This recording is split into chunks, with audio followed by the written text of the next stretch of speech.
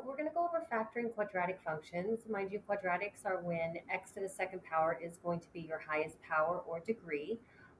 So there are 5 steps that work for any type of factoring quadratic functions, even if a is a number other than 1. So please keep in mind that a, B, and C are just numbers. So as you read these steps, and we'll go over them in an example, A, B, and C are just the coefficients of x squared, x, and the constant. So they're just numbers.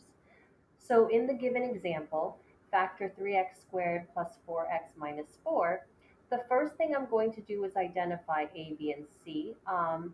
One of the most overlooked steps of factoring is that you're going to factor out the GCF if there is any, and it is technically the first step of any factoring problem. If you look at 3, 4, and 4, there is no GCF, so in this case, we're going to keep moving. A would be the coefficient of x squared, which is 3. B would be the coefficient of x, which is 4, and then C would be the constant, which is negative 4. So once I've identified A, B, and C, you're going to follow these steps. We're going to multiply A times C. So I'm going to follow the steps up here. A times C in my given problem is 3 times negative 4, which is negative 12. And if you look at step 3, you're going to try to find two numbers that multiply to be AC, which again is negative 12, and add up to be B, which if we look, we already stated B was 4. So if you don't know off the top of your head what two numbers multiply to be negative 12 and add up to be 4, that's fine. Just list all the numbers that multiply to be 12. And then from there, we'll see which one of them adds up to be 4 once we find out which one multiplies to be negative 12. So if it multiplies to be negative 12, one of these needs to be negative. How do we know which one? Well, it should add up to be a positive number, so that means the smaller ones are going to be negative. And you can always just test it out.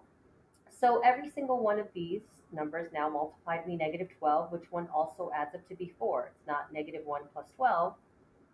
It's not going to be negative 3 plus 4. That gives me 1. So it would be right here, negative 2 and 6. If I multiply them, I get negative 12. If I add them together, I will get 4. So I'm going to put these two numbers here, negative 2 and 6.